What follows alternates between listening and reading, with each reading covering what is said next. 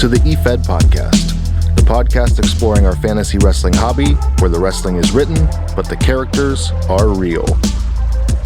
And we're back with another episode of the Efed podcast. So excited you could join us for episode 82.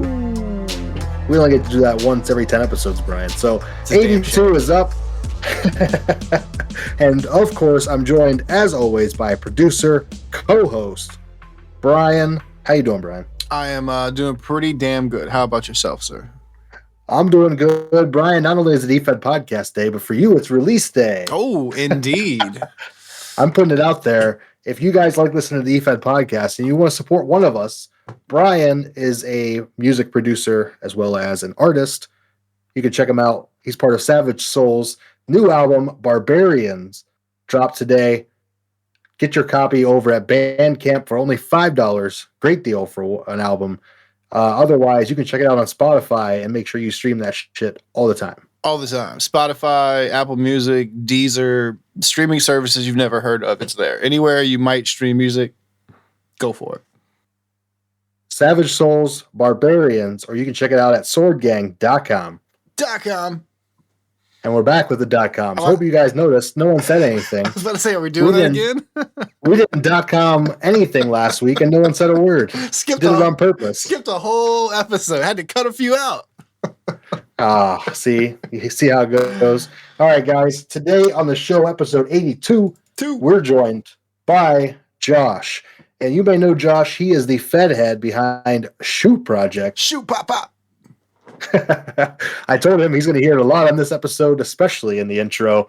Shoot Pop Pop at Shoot Project on Twitter and shootproject.com online. Check him out, guys. A great Fed. We're going to talk to Josh about the Fed, about his history as the Fed head, and so much more. His brief history as a handler. Ooh. But it was a great conversation. Had a lot of fun, and I can't wait for you guys to get in and listen to it. Shoot Pop Pop. Those guys came out in droves last year for what was known as the Efed podcast Top 100, Brian. Oh, they did indeed, and they ranked fairly high on those lists. They did, because they came out in droves to vote for their people. And guess what, Brian? You can vote for your people, because the Top 100 list for the Efed podcast is coming back for 2021. So excited to announce that we put it on Twitter the other day. Top 100 countdown is coming to you. Voting starts November 1st. We're going to be dropping the rules online, so keep an eye peeled at the Efed podcast. And Brian, I know you're excited. Oh man, I'm just over the moon. There's definitely emotions involved, right? yes.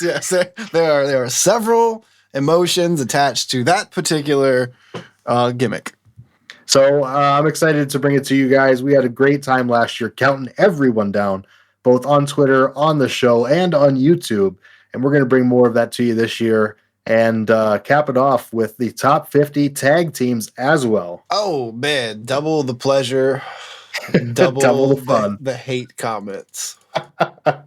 We're going to get all the fun hate comments. And maybe we'll read a few on the show and really spice things up. This year for the Efed podcast, Top 100 countdown. Get your votes in. Voting starts November 1st. And we're going to bring it to you. Just tell me one thing, though, about these countdowns. Is it true they're just a popularity contest? Yes, Brian, it is true. Let's clear up the rumor right now. It is a popularity contest because all of the positions on the top 100 are done by vote. And we've got an interesting new voting form for everyone to fill out when they vote. Ooh. And we're going to be excited to see what comes back on those forms and who is going to be top 100, top 10, top 50 this year. It's going to be fun. It's going to be fun and exciting. Will people repeat, or will we have a new list, Brian? I'm excited to see it. Very excited. Very excited. Bragging rights for one more year for some people. That's right. We know, Brian, you won't make the list this year. I won't. I am woefully inactive. Inactive. I will not be making the list this year. I didn't make the list last year either, to be fair.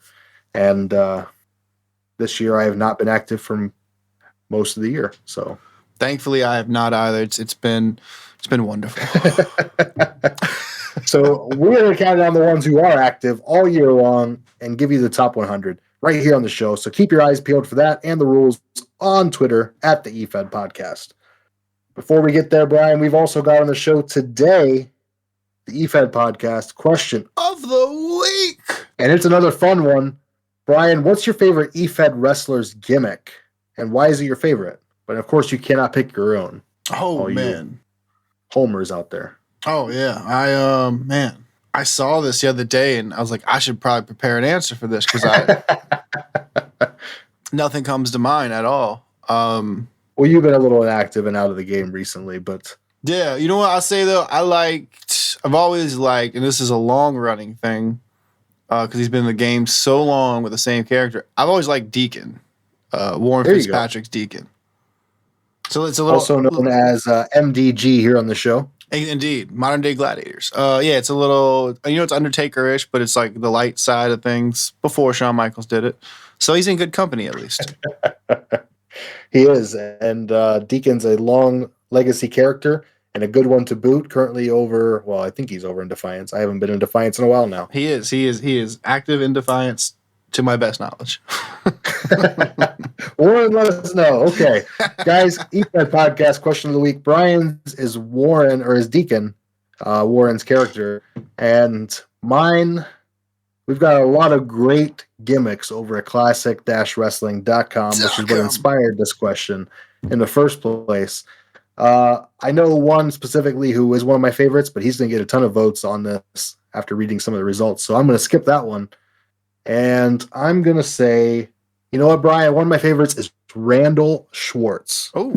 And what Randall Schwartz is almost an Andy Kaufman knockoff. He's a guy who is not a wrestler trying to play wrestler. And he doesn't compete with his brawn. He competes with his brain. Very interesting. And it's a lot of fun to watch. And it's our good friend Alex Smiley handling the character. And he does a great job spicing him up each and every week and doing unique role plays against unique opponents. Very nice. I find it interesting that you picked a heel and I picked a face. Oh, well, speaking of baby faces, I'm going to get another shout out real quick. One of my favorite EFED gimmicks ever is the biggest boy, Dex Joy, over in Defiance Wrestling. I think he has babyface world heavyweight champion written all over him. And if you guys don't see the potential, never mind. I'm not going to steal him away. But the biggest boy, Dex Joy, also a good shout for the best EFED gimmick. Well, I was going to say, too bad we don't have a world championship in Defiance. Oh. I mean, that's certainly not a real world championship. Hey, a real world's champion. We also want to give a shout out to our sponsors on the show. Brian, you're going to hear the commercials. Everyone else is too. But the FSW Network, the future stars of wrestling, at fswnetwork.com. For a small subscription fee, you get a ton of wrestling action and a network that's easy to use. Screw Peacock. We've also got Occupy Pro Wrestling. Speaking of Alex Smiley, OccupyProWrestling.com. Putting the smart back in smart mark. There you have it.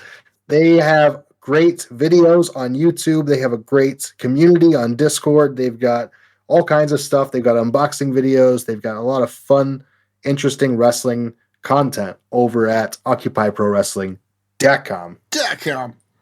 And that's going to wrap it up for the intro on the show, guys. Get ready. Get set. Here we go.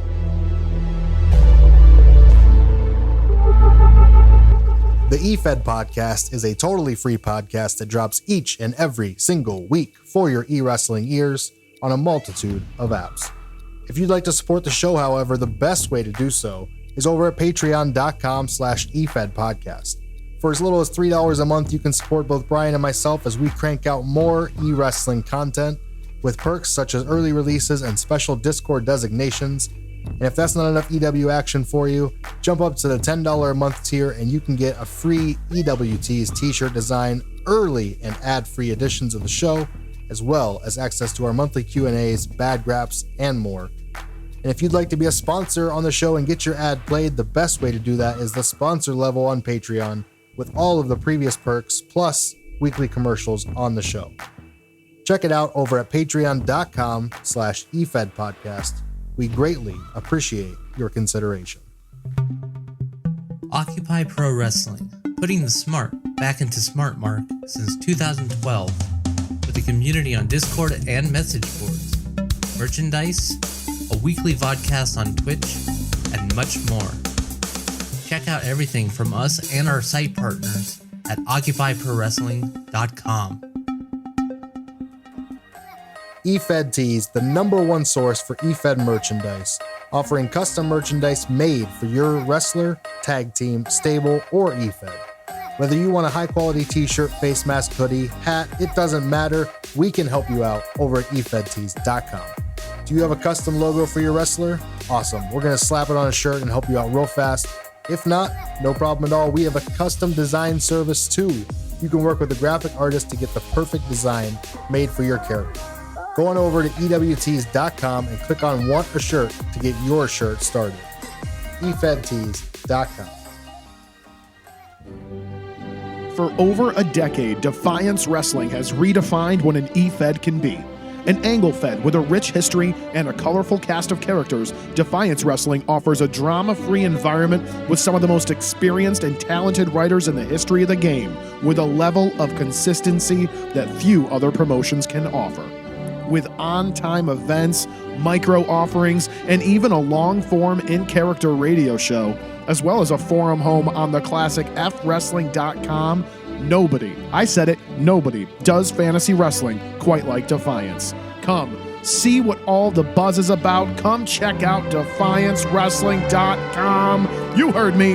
It's defiancewrestling.com. I'll see you there.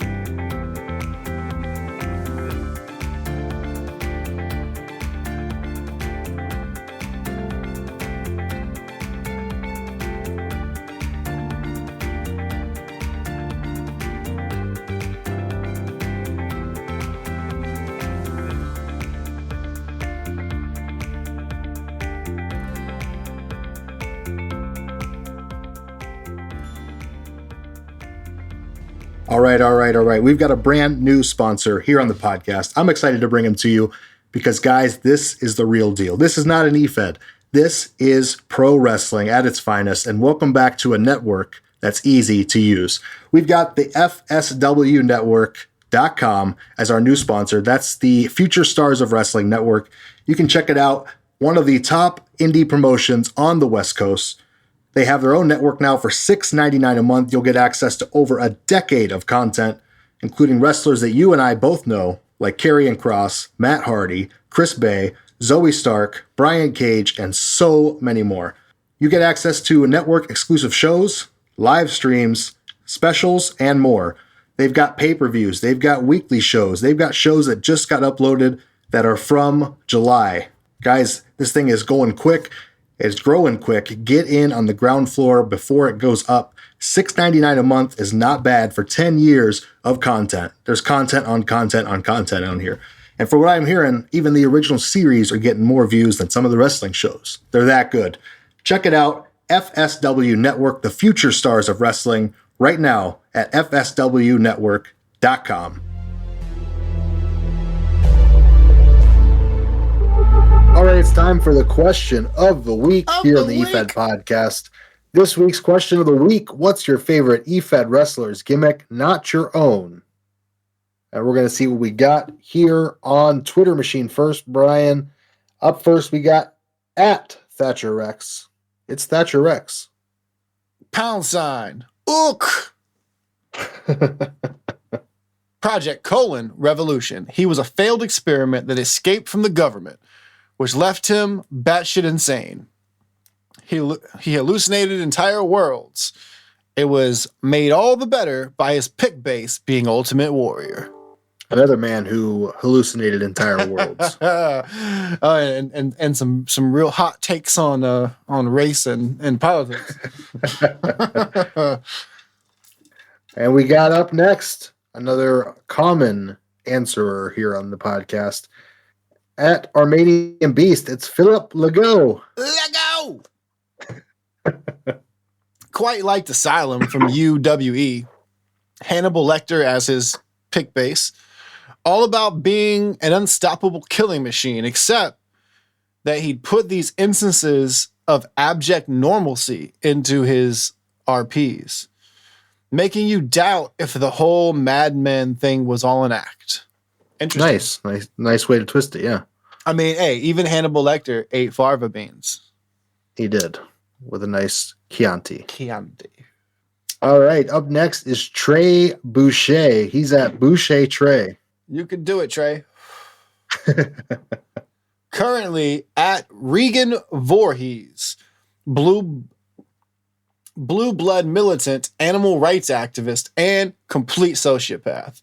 Promos not just have a song, but a piece of art and a drink that ties in with the theme.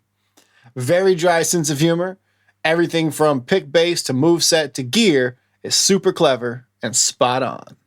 Nailed it. I'm wondering about the drink that ties into the theme. That's probably one of these girly drinks with the weird names. the Sex on the Beach, the Purple People Eater. I was thinking more like a hipster bar where you get like the Moscow Mule or some other odd weird Manhattan. It could be that too. We're gonna have to check it out at Regan Voorhees. Regan Voorhees, sister of Jason. Allegedly. I've heard it both ways. Over on the Discord, Brian, who do we got? Up first, it's Kevin R. Kevin R. His answer is classic wrestling's double decker is a bus. That's both his gimmick and why it's my favorite. Honk. Hit him with the honk. You love it. Yes, the unflappable Murr is now a bus over in classic-wrestling.com. Much to the tugboat theme. Yeah. It's as perplexing as Tugboat was. So spot on. His role plays are terrific. The man believes he's an actual bus. It's amazing. Oh, Jesus Christ. It's better than Mantar. It really is. So check it out at classic-wrestling.com. And speaking of things, holy not better than Mantar. He's fired. It's Joe. It's Cat Passage. He's fired. Joe, of course, our guest next week on the show is Joe. Oh, wait. And Brian, we fired him from being the guest. No. Do we have a twist for you in the interview? Oh. I'm not going to spoil it now, but you're going to be pretty upset with yourself. Am I now? So check it out, the interview with Joe next week here on the Efed podcast. But anyway, this week, his answer, Malik Garland. There's not a promo that doesn't make me laugh. Lots to unpack here. Lots to unpack. Lots to unpack with Malik. Well, points to Joe for saying Malik and not answering in character like Malik does. You're fired, Ross. Up next. Sorry, Ross. Up next, it's that mask guy. It's Ed, our guest last week on the show. Check out episode 81 to check out Ed's interview with us. At that masked guy, Billy Danielson is such a despicable heel that I can't help loving him. He's a mouthy jerk, but can back it up in the ring. Going to add Jacob Hammerstein, who at the end played a grizzled vet who sacrificed his body to make as much money as he could for his family and wanted to finish his career on his own terms. There you go. I mean, I don't know if we asked for two, but come on, Ed. We got two. Well, speaking of more than one, Brock's got about 5 for us. Oh, up next, it's Brock. Brock says, second vote for Double Decker being an actual bus. There he is, the man I was thinking of voting for. Honk. Honk. Insert actual honking noise, Brian. Our honks are not very good. All right. King Kong Frank in Classic is great. It's like the Hillbilly Jim smashed with Bruiser Brody. I love it. I'm not familiar with the character, but I've seen the art, and that's what it looks like. Yes. Pretty much. Connor Fuse is fantastic and is every awkward video game nerd, but he can wrestle. But can he though? And finally, Salter Reynolds Kale, the son of Scions. You apparently need to handle a psycho named Max Kale, manage to kidnap an arch nemesis child, raise him, kill your own character in a deathmatch, and then handle that child 10 years later and have him be a smarmy dickhead. Speaking of lost to Talk about coming. Yes, yeah, no doubt. That's a full circle there on an angle. God. It's a whole lot. Well, up next. Speaking of a whole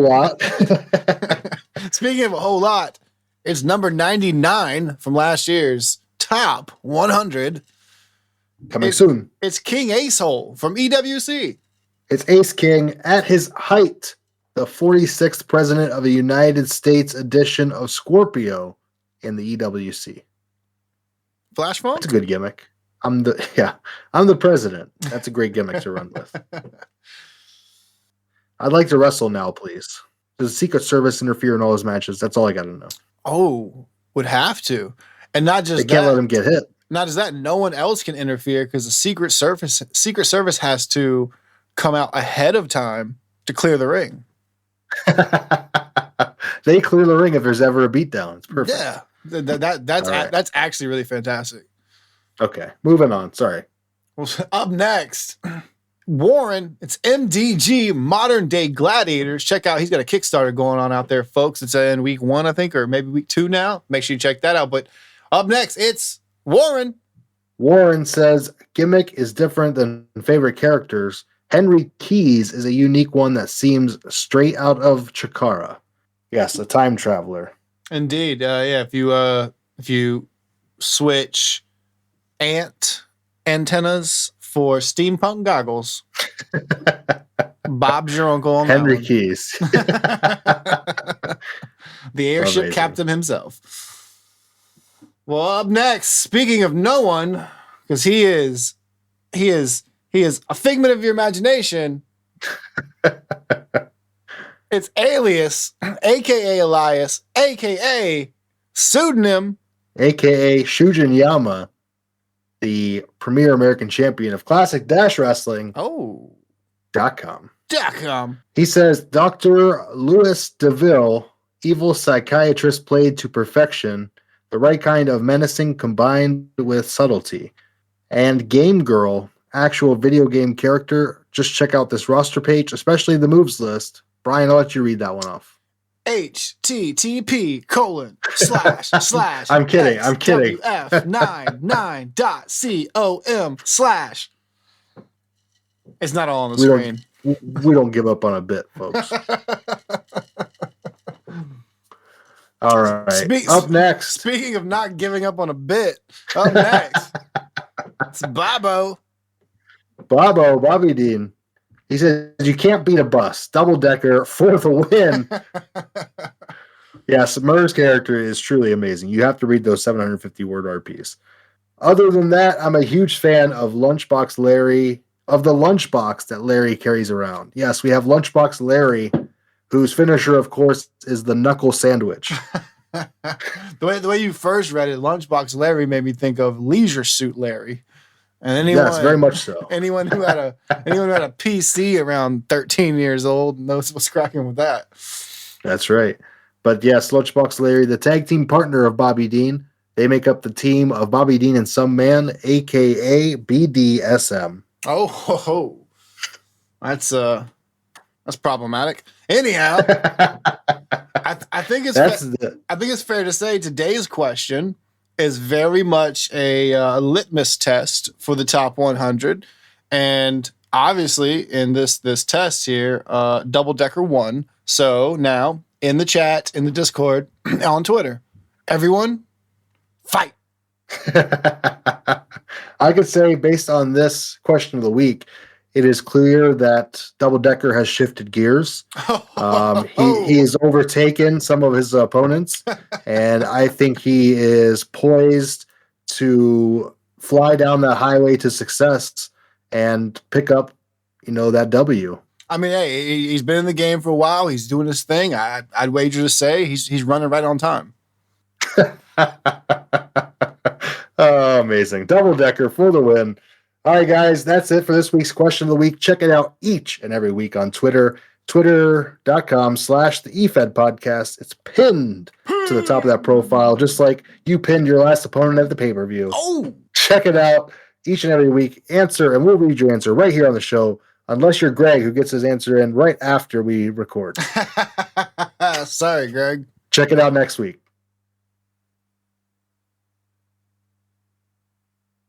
Brian, this week we're bringing the Efed Spotlight back to the show, and we've got Worldsy Wrestling Association, the WWA. WWA! Get the A in there. We're going to talk about them today. We're going to tell you a little bit about them. They're a QOTW, and we're going to tell you about the rules, how to play, the roster, the championships, and more. And I'm excited to do it, Brian. 100%.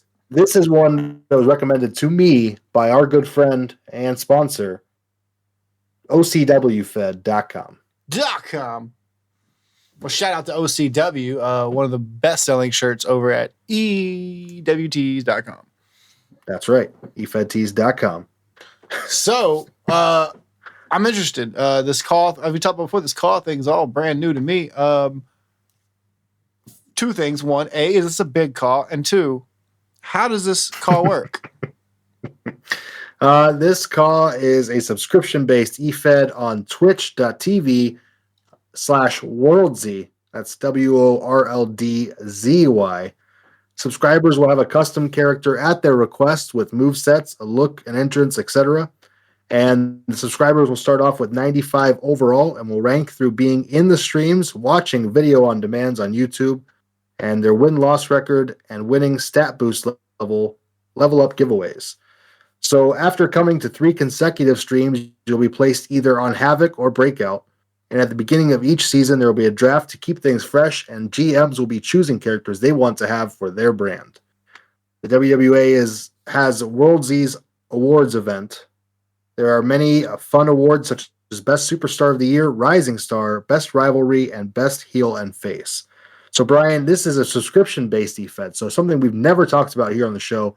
The idea is he's putting on a show using 2K on Twitch, and the more you tune in, the more your character is going to get involved. Very nice, very nice. And, I mean, leads me to wonder, we're both Fed heads, me and you. We could be charging for this? I don't know if that's what it means subscription-wise. I think it just means like subscribe and watch. Okay. But it is something that we've been preaching. I mean, as Fed heads forever, participation breeds pushing. 100% all day long. And that's it. That's what this method does. That's what this option is. The more you participate in this Fed, the better your character is going to do. When this next question, may not pertain. I'm not sure, being it's a call Fed, but RP or angle? What are we looking at? That's exactly right, Brian. And I talked to the guy before, and I said, hey, listen, I understand you're a call Fed. You may not be RP and angle. If not, explain to us how this works. And here's what he said. Determining winners are a mixed bunch. A lot of the time, we leave it up to the 2K gods to determine the fate of the talent. So it's going to be a simulation. Okay. Other times, they will book a winner and to advance a story into the direction the talent and creative want to go together. I can see where it would look like it's rigging a match, but my community knows that we produce a television show, and sometimes to deliver the best stories, outcomes have to go a certain way. And having run an angle Fed, Brian, I'm sure you can attest to that.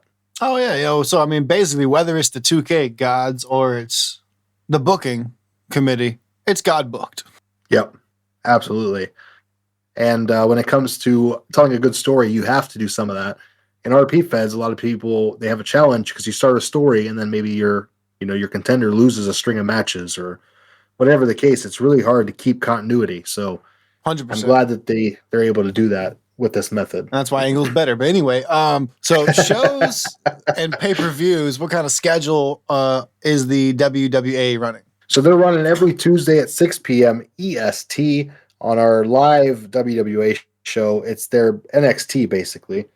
And then every Sunday at 3 p.m. EST is a fully produced show, pre-recorded and released every Sunday at 3. And then every other month is a pay-per-view as well. Wow, that is a hefty schedule. Hefty indeed. That's a lot, especially a fully produced show. That's a lot of heavy lifting. Absolutely, I can't imagine. Heavy and hefty. So to give us a little bit more understanding of how all this is going, to put it in perspective, what kind of rules are we looking at here in the WWA? So they've got, other than the standard rules of being kind and courteous, they ask you to be at the stream for 3 consecutive shows or watch the YouTube episodes 3 times for a slot on the roster. Show up. Role play to the best of your ability, and please do not take personal shots unless it's discussed beforehand between the parties. These are designated RP channels in the Discord to do your role plays if you want to further the stream and story. But most importantly, just have fun and show up. Interesting. So but with the role plays, I said that word very weird. With the role plays, with the role plays, they're not necessarily writing out scenes and whatnot. It's a Discord based thing. Yeah, it's trash talking back and forth. You can write your promo right in Discord and submit it. It's not going to necessarily have an effect on your match unless there's a storyline going on, but it's a good way to further what's happened on the show. Very interesting. Very interesting. This is a whole wide new world of Efedding. It's a brand new world. All right. So active championships. What are we? They've got quite a few, Brian. They've got the breakout heavyweight. They've got the breakout women's champion. They've got the Havoc heavyweight and the Havoc women's champion. They've got the men's intercontinental and women's intercontinental. They've got tag team champions, intergender champions, the ZY cruiserweight champion, and the hardcore. So no matter what kind of division you're used to, no matter what kind of male or female competition or intergender, they've got it all in the WWA. Top 10 wrestlers in no particular order. And the gentleman did not want to choose his top 10. So what he did, he's gonna list off his champions and then maybe a star or two here in the WWA. So we've got Chad from Finance, which is a terrific name, and I wish he would have answered that for the question of the week. That is fantastic, and I want to know so much more about that character. I'm so interested. Chad from Finance. Number 2 is Hikari. Brian, I'll let you hit number 3 and 4. Addison Jones at number 3, and number 4, Nina Rose. It's 5. It's Schwam. Sure. And number 6 is Bree. Indeed. Up after that, number 7 is Prince. Yokai / Raz. Yeah, that's pretty good. I would have murdered that. Like Ra's al Ghul. And number 8, Shane Morgan. Shane Morgan. Following him at number 9 is Hanzo. And of course, number 10 is BDJ Justin Moore. Big. No. Big dick juice. Okay, I'm sorry. I couldn't help it. All right, guys. That's going to round out their top 10 of their superstars in no particular order. No particular. Although Big Dick Juice is probably number 1 in your hearts. Moving on. No offense to BDJ. The whole bit was not to say it. You said it, and it made I couldn't help it. I couldn't help it, Brian. It had to come out. It was on the tip of my tongue. Never mind. Don't say that. Cut that out. WWA, where can we find them on Twitter? Oh my God, I just butchered their bit. All right, on Twitter, you can find them at WorldZ WWA, and of course, you can also find them online at twitch.tv/WorldZ. That's WORLDZY. That's right. And of course, when it comes to their roster members, Brian, they've got a ton. Almost as many as Defiance. They've got 96 out of 100 spots full. It's a blend of men and women. act fast before they're booked up again. There's 4 open slots. Yeah, you better get in there because, I mean, the fact that they can even handle 100 is wild style. And the fact that they've got currently 96, you better get in while you can. That's right. And finally, Brian, we're going to talk about some information that sets them apart from everybody else. The WWA, they believe they're the number 1 Efed on Twitch, and it's their collaborative effort to be the best. It isn't me anymore who's the only one believing in the brand. They have general managers who actually work as GMs. They book the shows, they talk to talent, and they have a creative team to help them write the best stories they can for those who may not know how to build a story or advance one with their character. They've also got members who cut text, audio, and video promos, role-playing as their character and making the product feel more like something real. Nice. They may not be anywhere near the level of real Feds, but they believe their product is better than some you see on TV right now, and they blend the right amount of entertainment, realism, and storytelling to give wrestling or non-wrestling fans something to enjoy when they watch the product. They're working late nights, directing promos, and having actual professional wrestlers join the WWA to sharpen their promo work, getting sponsorship deals, you name it. It's a group effort that makes them the best, and the community has built the brand to what it is today. Forever the nation, WWA World Z Wrestling Association. We are the nation of domination. Fantastic. Sounds like a wonderful Fed. I look forward to checking them out. And it sounds great. It sounds like they're doing big things over there, and I'm very excited to see it for myself. I love the concept and the fact that it's participation based and hanging out, watching the show online. 96 people. Imagine all those people in the chat watching the show live on a Sunday or on a Wednesday and just chatting and bullshitting and shooting the shit. It'd be a blast. I mean, Raw barely gets those fucking those ratings these days. Check them out, guys. Twitch.tv/WorldZ.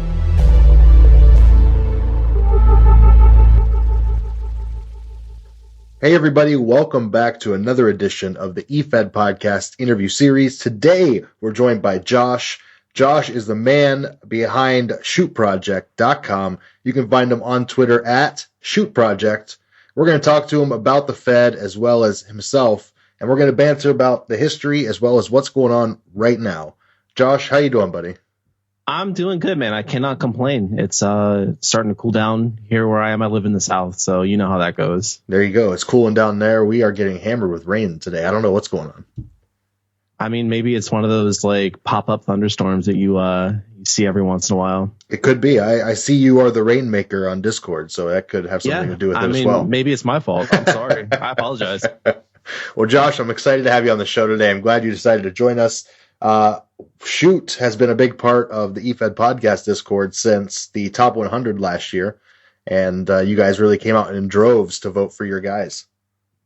Yeah, I like the idea of us. I've always liked the idea of us being involved in different communities and like interfacing with groups and things like that. And fortunately, it's really easy with Discord. That's part of the reason that we run a lot of our stuff off of Discord, just from the standpoint that like, you can pop in and out whenever you want, and there's always something going on, and it's all good. It basically replaces the old message boards. Yeah, like I said, that's not to like get too into like the subject or whatever right off the bat, but when we decided to bring Shoot back a couple of years ago, I wanted to center it around Discord because I didn't want to have to deal with a forum and like all that stuff, and I wanted to see how well we could, meld, interactivity with just people being people and hanging out and chilling and having fun. It's been an interesting kind of social experiment. And it's cool now looking at it from my aspect. I'm somewhat new to your Discord and seeing how many things you've implemented into the Discord. And it's inspired me because I do something similar to your Spitter over in my Fed now because of what I've seen over your place. Yeah, I love Spitter. I like the idea of Efed Twitter. It's just that like Efed Twitter kind of sucks. Yeah, it just kind of sucks. And I was like, I want something that can just be in character and people won't have to worry about like any of the other outside junk that comes with Efed Twitter. And this works really well. It's awesome. Well, let's get into it, man. When did you become a fan of pro wrestling? When did you become when did you start watching it? I was a kid for sure, probably like in the early 90s, I guess. And it was one of those things where like my parents didn't want me to watch it when I was a kid. And so that just made me want to watch it more. Of course. And that got me hooked. And I was a big WCW fan, not really a WWF guy until I hit my teens, like a lot of people. Okay. But yeah, I love WCW. I'll tell you, anybody who knows me will tell you that my favorite wrestler of all time is Sting, and that's still true. You still liking what he's doing in AEW? Oh, I love what he's doing in AEW. It makes me so happy. Like I remember, 97 Starrcade and stuff like that, and even back then I was 12. Like when I saw the finish to that match or whatever, I was like, man, that kind of blows. But now that I'm here, I'm an adult, and I get to see him doing all that fun stuff, like, looking real good, even though he's 62 freaking years old or however old he is. Like, I love it. It's great. You get to hold on to your legend a little bit longer. Yeah, exactly. It's really cool. So, what about, you said your favorite wrestler is Sting. Give us your Mount Rushmore. Fill out the other three. Oh, man, that's tough. Okay, so Sting, number one for sure. The Rock. There you go. Because like the Rock started, popping off right like when I was a teenager and like getting more into the Attitude Era style of things. I love Stone Cold Steve Austin, so he'd be number 3. Okay. And number 4 is going to be the Dynamite Kid. There you go. I like that everybody always has one that's out of the box. And yeah. Well, it sucks because like it turns out that Dynamite Kid's kind of a piece of garbage, but like still a great wrestler. Absolutely. And you were inspired by him probably at an early age. Yeah. So hard to take that away. What about e-wrestling, Josh? When did you find this weird world? Oh, man, probably. I want to say I did I've dabbled in the mail feds a little bit, but I wouldn't say that I really got hooked until probably like the very late 90s when I was like 13 or 14. That's so probably 98, 99 when like the internet was starting to become more available to like all kinds of people, and people were starting to do all kinds of different things. And it was becoming easier and easier to make websites and all that stuff. That's when we were getting introduced to your GeoCities and your Angel Fires and your website builders. Exactly. Yeah. So you got introduced to it through the old school method, but really dove in on the internet. But talk about when you first started. Are these role play feds you're finding? Are they real wrestler feds? Is it original characters? What do you stumble upon? So I wasn't super interested in the real wrestler feds. Okay. I did a couple just to like kind of get the lay of the land. When I think back on it, I'm sure that's what my reasoning was. But for me, it was definitely more like the creator wrestler feds. My friends and I, were big on like WrestleMania 2000 and No Mercy and all those games for the Nintendo 64. And so like for us, it was all about like, creating the wrestler, writing the story, coming up with the background. Like, we did all that stuff. We had this fed that like we eventually converted into a website fed that we sort of just wrote down stuff in notebooks with when we were in school. And that there are some characters who are still around today that are kind of evolutions of characters that were in the notebook fed. That's awesome. Which is kind of crazy to think about. Really cool that it goes all the way back to doing. I remember doing that in study hall and writing down promos, or I'm going to write this role play on pen and I'll type it up later. Yeah. It's good stuff. So you find these original character feds, you start joining up, and how do you do? Do you remember those first promos? How bad were they? Oh, I was terrible. I was so bad. I've always considered myself to be pretty like decent and smart and creative or whatever. But when it got to the point where it was time to like write that trash talk promo and that kind of thing, I was not good at it, man. Like I just, I did what I thought was all right. I kind of ate some of the Rock's catchphrases and stuff like that and just kind of tweaked them a little bit so that it was mine, but it was obvious where it was inspired from. Yeah. But, I was not good. Well, I think everybody takes a little bit from their favorite wrestlers when they get started. That's all you can do.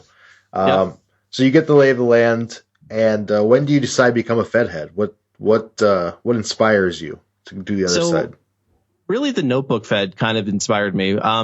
We were kind of like doing our own thing. And I had started messing around with Front Page Express and wanting to figure out how web design worked. And I had started learning Photoshop on my own because like I wanted to do banners and things like that. I didn't want to have to ask people for them. And it just kind of evolved from there. My very first Efed was like the evolution of the notebook Fed. It was called the W7F, which stands for like the worldwide. Well, I got to count the W's. Worldwide Wiki Wild West. No, Wild what Wrestling Federation, something like that. Like there were 7 W's, and it was stupid. Like, it was just like stupid kids using their imagination and doing like silly storyline stuff. And what if there were 7 W's? Yeah, there's a lot of W's. And then that kind of morphed into this. I ran another Efed called the Resistance, where I had a couple of people who have been in the Shoot Project for a while still, that I knew from the old Smarks message board. I don't know if you ever went there or whatever, but that was like a pop culture wrestling message board run by Scott Keith, who does like reviews and stuff like that. So I was there, and I met people there and brought them into the e-fedding world, and we ran the Resistance for a little bit. And then I kind of took a step back from being a Fed head and did just regular role player stuff for a little while, in a couple of different places. I tried actually one of my co-admins, Brandon or B. I tried to poach him from his EFED, and that's how we met. And we've been like super good friends pretty much ever since. Like, he's my brother, and I love him like an actual sibling. Like, I love that dude, and that's how we met. And just from trying to poach him to my EFED. Did you get him? No, he actually ended up poaching me to the EFED that he was in. Oh, and then eventually he came back around. Well, I mean, like, so it's a funny story, and I think one of the questions is about this. But like, I tried to poach him. He ended up bringing me to the EFED that he was in, and then we kind of like went our separate ways for a little bit, and got together in this other Fed called the AODWF. Ended up in this other Fed called the CEWF, and goodness gracious, this is such a long time ago. There's so many Feds, yeah. So it's the CEWF, and then I went and joined the Shoot Project because I'm not the person who founded the Shoot Project. I think you asked me that earlier today. Yeah. I went and joined the Shoot Project, but the people who were running the Shoot Project at the time did not like Brandon, and they did not want him in the Shoot Project. So like, one of my conditions for joining was that like, I did not let him know that the Shoot Project was a thing. And so like that, it was like, that like that old school e-wrestling drama where like, we don't want to play with this dude or whatever. Don't even tell him we exist. Yeah. Right. Yeah. Just don't let him know. And then, so when I ended up taking over the Shoot Project, he was like the first person I told. I was like, listen, man, I've been in this place for a little while. They had this weird thing about you. I don't obviously have that weird thing about you. Let's do this. And he's been with me ever since. He'd love to see it. So how did you end up taking the reins then, if it's just a Fed you joined? So I joined the Fed, and the guys who were running it, one of them was Mike Crankota, which a lot of people in the FWO type hemisphere probably may know. I don't know exactly. He did a lot of poser work and artwork and stuff like that. Okay. And they may know that guy. He was running it. He and this other guy that like I had fedded with in another place were running it.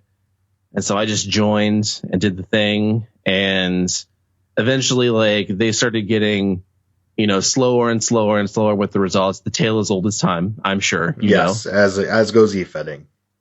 And so they ended up trying to turn it over to somebody else. And this guy's name was Daniel Jones. Shout out to the New York Giants quarterback. Good personal friend of yours. Yeah. Right. Yeah. His name. So he was like around my age. I was probably 15 at the time, 14 or 15 at the time I joined the Shoot Project. And this guy was running it. And I was like, I had moved into a position where I was doing the website and the art and stuff like that, because that's like one of the things that I really wanted to do in e-fedding no matter where I was. Okay. And one day he calls me at my house, and this was like pre-cell phone. So he called my parents' landline at my house and was like, "I'm out of here. I can't do it anymore. It's all yours."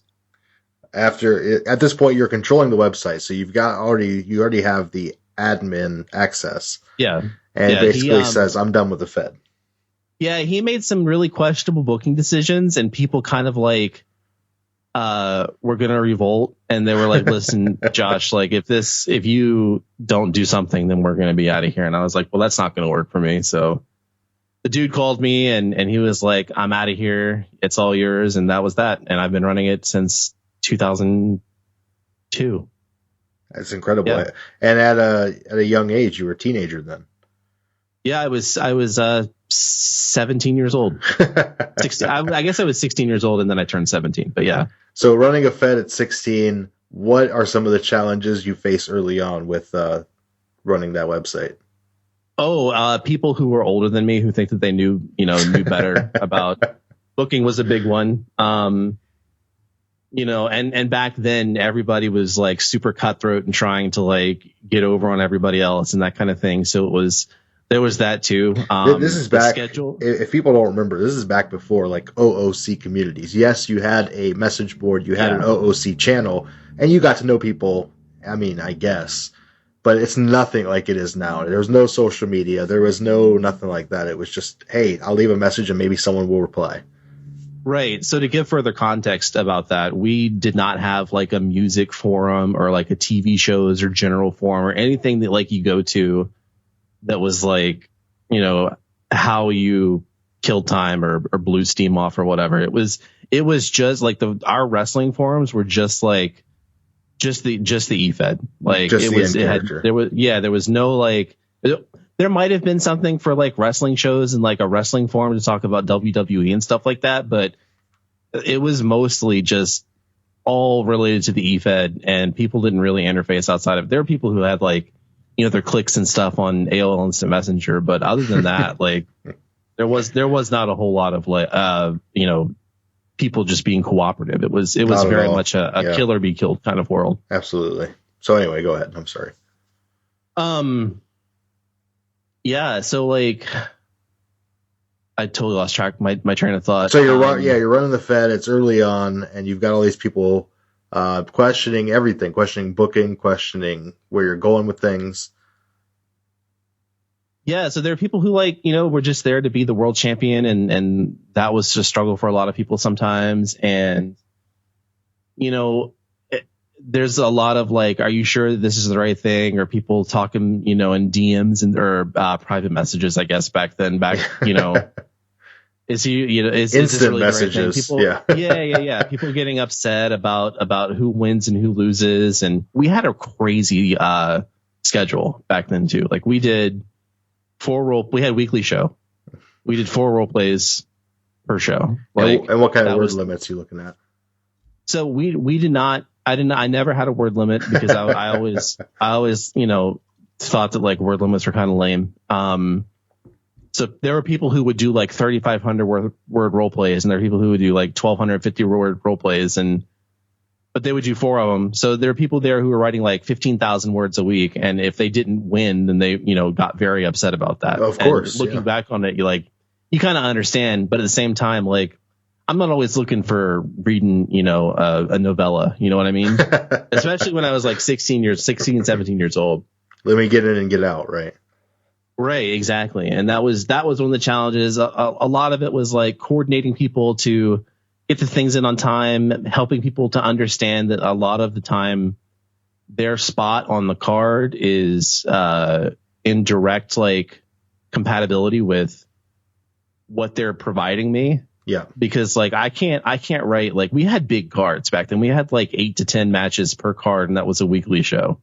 It's incredible. Yeah. And the pace. Yeah, and I can't write like a bunch of matches or whatever. And so it makes sure, if you're match writing for me, if you're doing segments like that kind of thing, then there's a pretty good chance that you were going to have a pretty decent spot on the card. Yep. And that's kind of still true with today. That too. Yeah, it is. So those were your early struggles. Talk about some of the early, people that are still on board today. You talked about B. What are some of the other guys who are still on board with shoot wrestling? Anybody from back in the day? Yeah, actually, we've got, Azraith, who was, I think, on the top 100 list. Yep. Eddie, who had a couple of characters in the top 100 list. There's a lot of people who, if you just go down my Discord list, have been with me for a long time. Some people who may not necessarily be day one types or whatever, but like certainly within the first couple of years. Like I see, just looking at the Discord list, I see like a guy named Scott who's been with me for a super long time. There's Ron who's been with me for a super long time. Like it's just on and on and on. And MJ, who I think is in Defiance and classic-wrestling.com. Yeah. And I've known MJ since before I took over Shoot. So wow, there you go. Like, it's just it's kind of crazy. I think that e-wrestling in general is kind of like a very tribal. So it's a little surprising, but also not surprising when you really think about it, given how tribal the e-wrestling can be. Well, let's give a shout out to MJ because he's been an absolute blast. I didn't know him at all before we started interacting with Shoot, and since then he's been such a cool handler, cool to work with. Even in Efed podcast Discord, he's just a hype man for everything. Yeah, I love that guy. Like I'm like I said, I've known him for a super long time, and I've been with him in different iterations of Shoot, and even when I wasn't active in e-wrestling, I was still following his work and the work of people who are still around today. You love to see it. Yeah, definitely a good guy. So you got a lot of great friendships there in Classic. Classic. I'm up my head. A lot of great friendships there in Shoots. You're handling for a long time. You've got all these handlers you brought in with you. Not really with you, but maybe you recruited guys who you knew. Talk about the early days of Shoot. What were, you said, the struggles? What about successes? How big were these shows? What kind of roster were you looking at? And how did Shoot operate when you were running it? So it ran pretty tightly, mostly because like the way that I look at just about anything I do is there an easier way to do this? And, for a long time, people would send in segments like via email. And so you'd have to keep track, and then there wouldn't be like any information and whatever. So like I wrote like an instruction document with a lot of help from the people in the Shoot project that like kind of helped streamline things and made things a little easier for people to understand. And like whenever somebody joins, and this is still true today, whenever somebody joins, we say, make sure you read the primer because like it tells you everything you need to know about how to be successful here. So back then, early successes were like, having pretty good page views and things like that. We were big on the Webalizer and using that as a good metric for success. Our roster was probably like 25 to 35 people, which is crazy when you think about it now. Absolutely.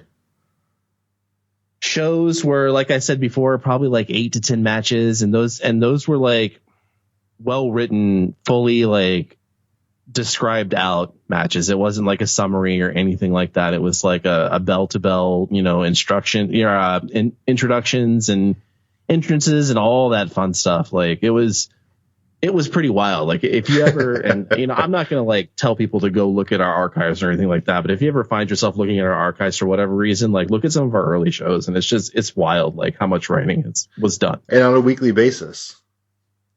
Yeah. And not just like from a match writing standpoint, but when you consider like the people who are match writing are also people who are writing 4 role plays a week. Yeah, exactly.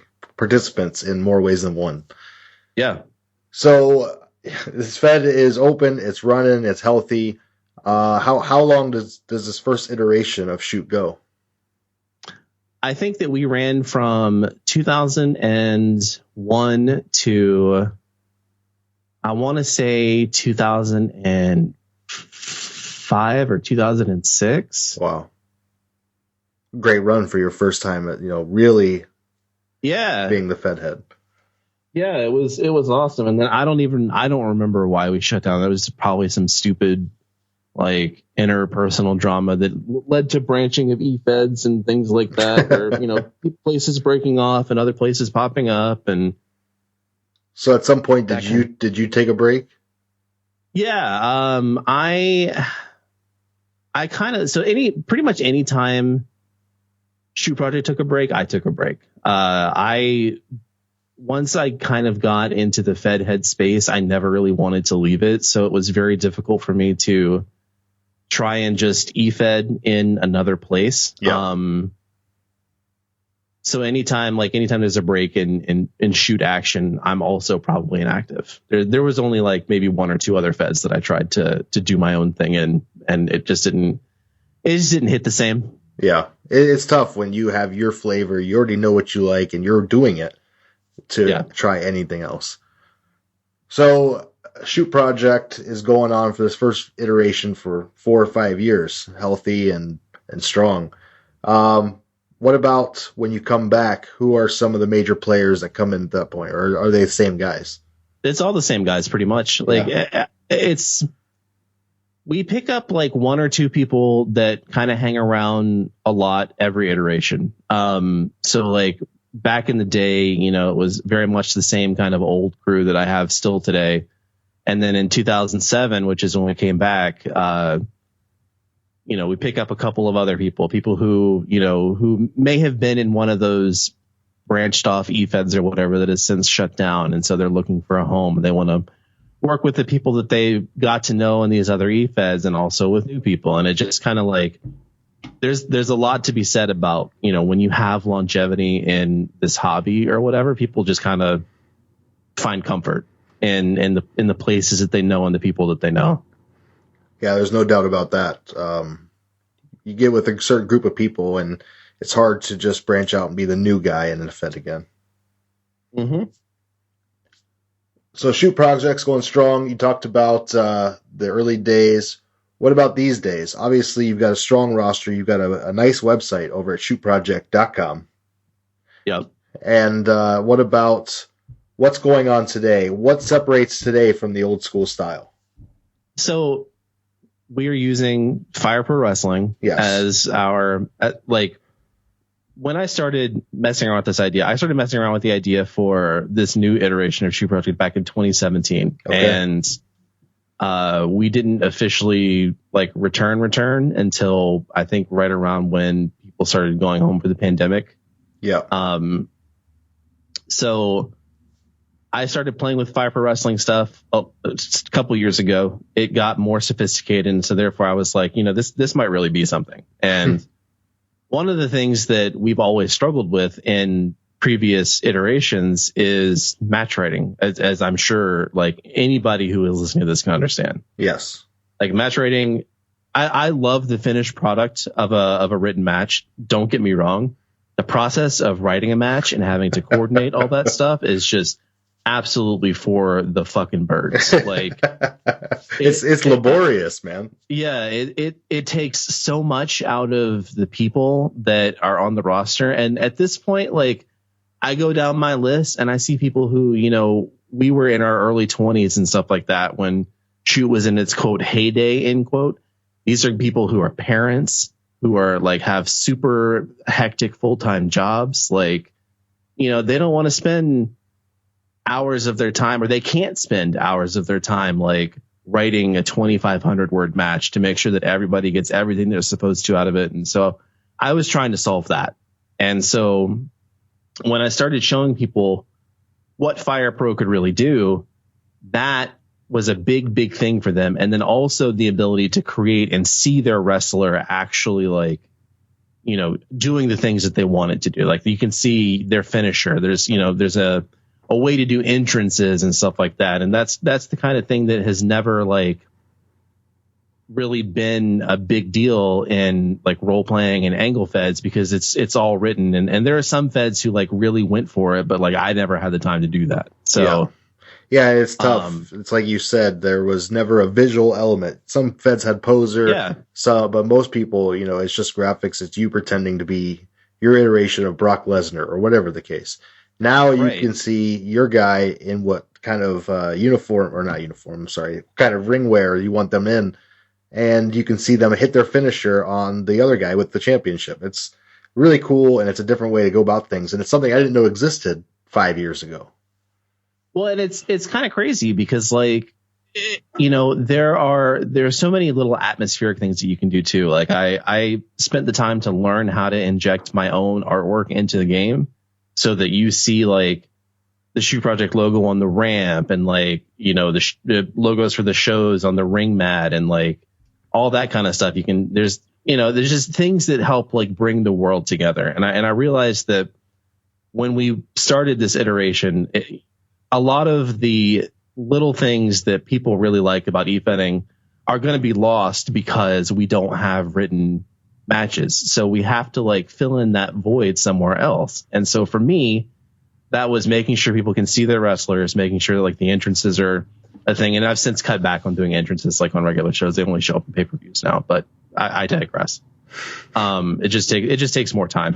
And, you know, so having like a big world or whatever that you can interact in, and, you know, say you're a handler that has, you know, 4 or 5 characters, as many of ours do, you don't have to do a role play for all 4 or 5 characters. You can jump into Spitter and talk shit with like your annoying heel character. You can, you know, have a little segment or whatever with your plucky face character. It's what I wanted to do with this iteration was give the people who have been with me for a long time, and anybody who might be interested, the ability to actually be in e-wrestling without having to like fully commit all of the time and resources and things like that they need to be in an RP fed or an angle fed. So like that's why I consider us also like kind of an angle hybrid fed.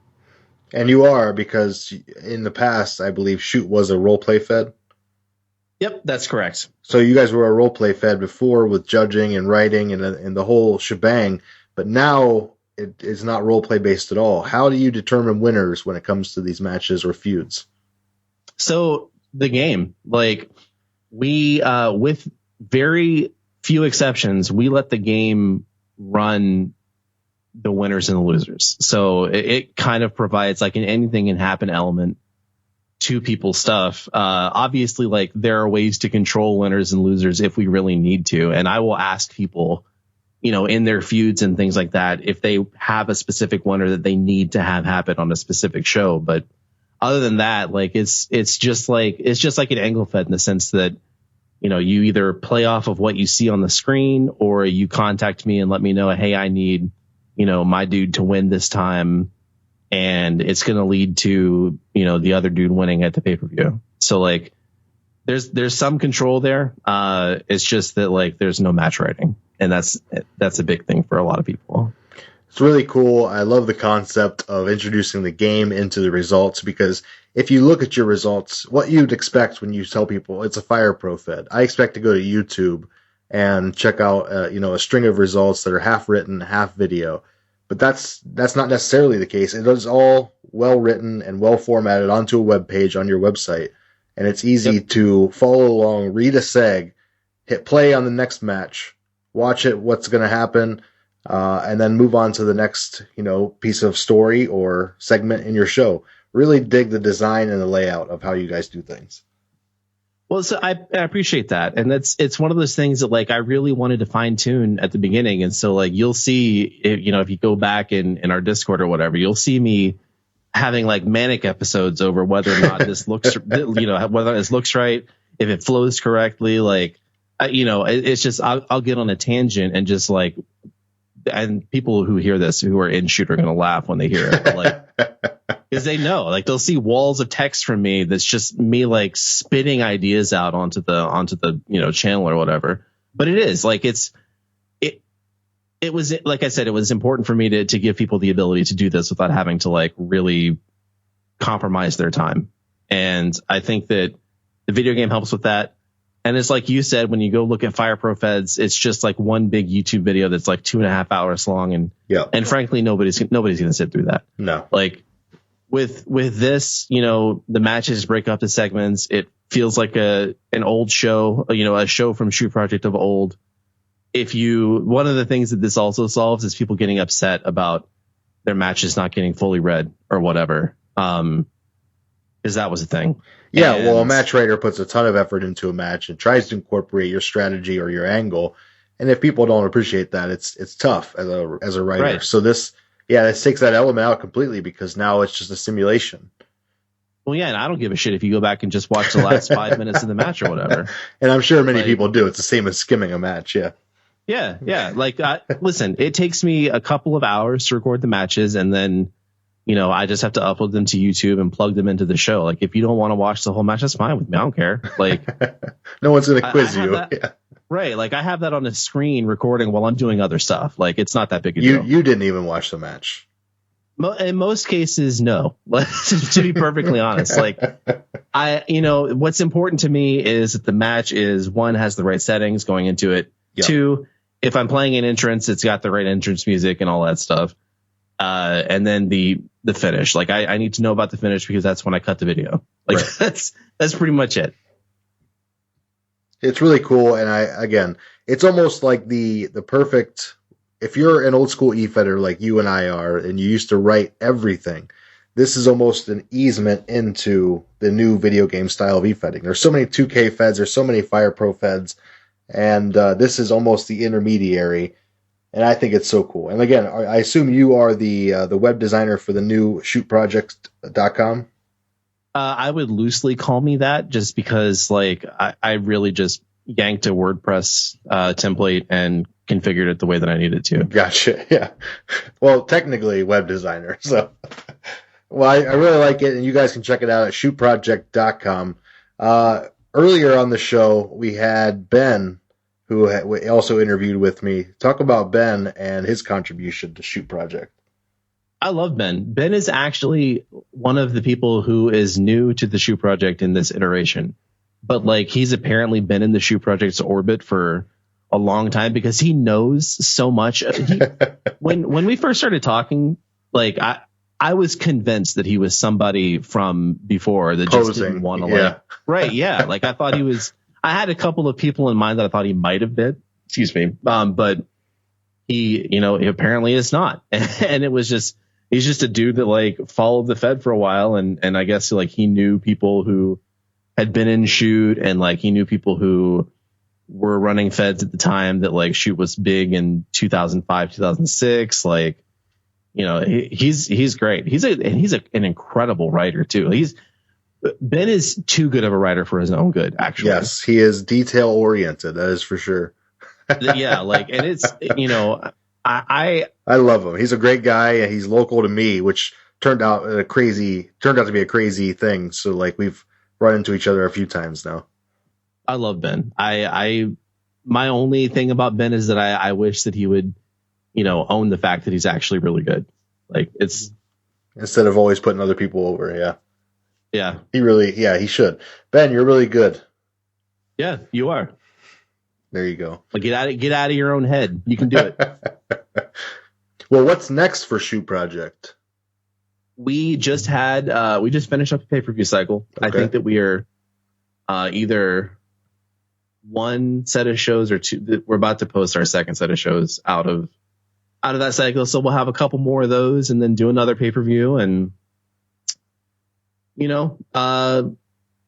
pretty much just kind of roll on with things. We do, like, we used to do the pay-per-views every like month because we had 4 weekly shows a month, and it made, we had the WWE model or whatever. With the last couple of iterations, it's really been more like, 4 to 6 pay-per-views a year. And I think we're looking at, this will be our 4th or 5th one in 2021 when we get to it. And now the shows going on right now, are you weekly or bi-weekly? We are technically bi-weekly, but it's been a little slower just because of the summer. Really, it's been every 3 weeks for the last 2 or 3 months. Well, because then it's a great Fed if you're not on a tight schedule. So it's right. Yeah, no, it's perfect. And like, one of the things that I wanted to also make sure that people knew is that, like, if you can't role play or whatever, like, it's not going to affect your position on the card. Like, we're doing this for fun. Well, if you can show up and you're producing or whatever, yeah, like, we're obviously more likely to like give you chances and things like that. But if you have to take a cycle off or whatever, it's not going to ruin your push or anything like that. Yeah, for sure. Well, let's see what else. You mentioned how often the shows are. It's kind of like an angled hybrid Fed, kind of like simulated angle. And then as far as the championships go, how many titles you guys have, and what's your roster size right now? I would say that we have probably between like 15 and 20 handlers right now. Okay. as far as championships go, we have more than I think most EFEDs do, but a lot of that is because we have a lot of people who run multiple characters and things like that. So I would say like of the main championships, we have 5. Okay. And then I guess technically it's 6. Yeah, it's 6. But we kind of like offset that by having this more expansive like outside world. So we have like this international thing that we're doing where we just kind of like write little summaries and that kind of thing. And then we have like an NXT style, EFED that we run out of Atlanta, or not an EFED, but a Fed that we run out of Atlanta that we just kind of like, I record matches for every once in a while, and it's how people test things out. And if you want to throw a test character in or something.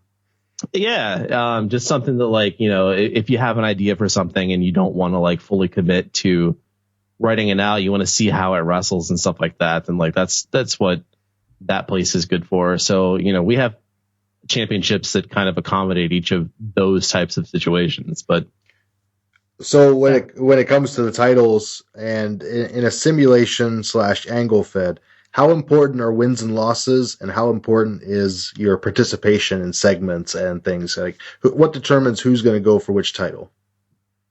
A lot of it is really just kind of like what works from a story perspective. We did kind of a reset, a couple of, not this past pay-per-view cycle, but the one before that, where we had I don't even know how we concocted this matchup, to be honest. Like we had something called the Iron Will Classic, and what we did was we took our world heavyweight champion and our Iron Fist champion, which is kind of like our high tier second, like a high second tier title. Okay. Took those 2 guys, and then we had 3 sets of qualifiers. And so we put those 5 people all into one match, and we said that match was for the Iron Fist Championship. And then so at that point, like, we could have the Iron Fist champion lose to the world champion theoretically, and the world champion would have 2 belts. Yeah. And then go into the very next match, which is for the world championship, have the same 5 participants. So the person who was the Iron Fist champion could theoretically win the world title even after he just lost the Iron Fist championship. It's cool, kind of cool. It's almost like a 2-fall match, but you just do 2 different matches.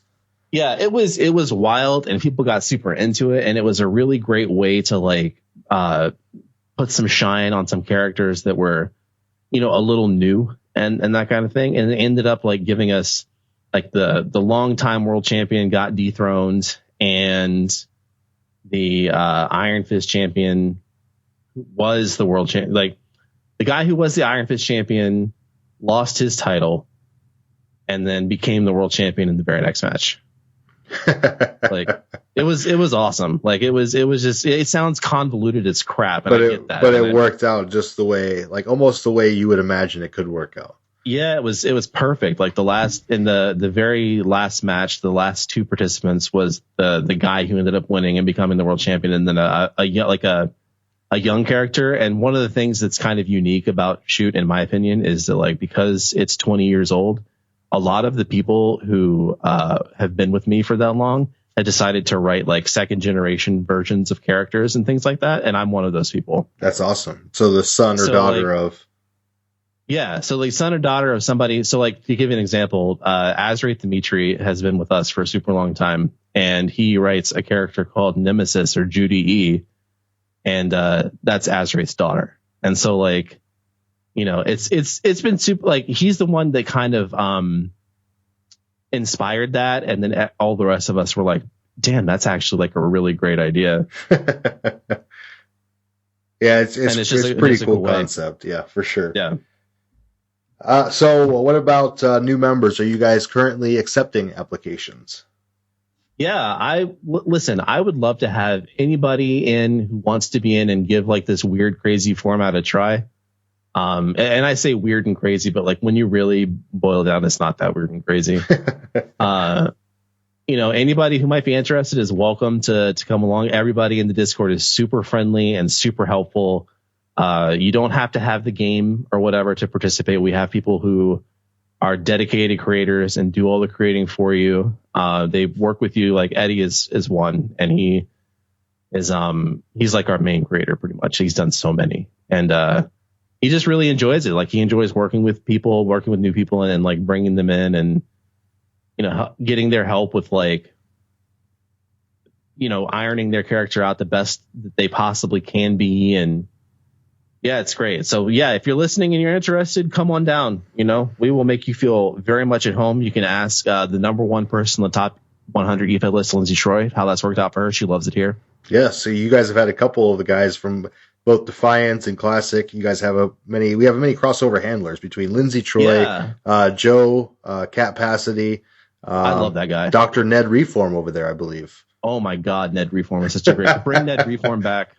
There you go. We have a lot of crossover between MJ and Ben and everybody else. So it's been a blast, man. It's Roland and Ross too. There you go. You got the Canadian brothers. So shout out to those guys. Too. They're awesome. Roland's basically running Defiance at this point, and Ross is a solid addition. He's Hairy Chest over at classic-wrestling.com. That's a great character name. Hairy Chest, the flying superhero with a large chest mane. I love that. So shoot pop, as it were. I know B's gonna hate that. Shoot pop has been a cool addition to our community. I'm glad we got a chance to do this. Talk about your Fed. Tell people how they can find Shoot Project. Yeah, so you can find us on Twitter, like you mentioned, at Shoot Project, or the easiest way to kind of start getting involved is just go to shootproject.com. And click on the link for the Discord and join, and that's where all the fun stuff happens. You can dive right in, or you can like get a feel for the community just however you want. Yeah, that's pretty much it. Shootproject.com or discord.shootproject.com or at shootproject on Twitter. There you go. Awesome. Well, Josh, we got a ton of these questions from the crowd if you're ready for them. Yeah, absolutely.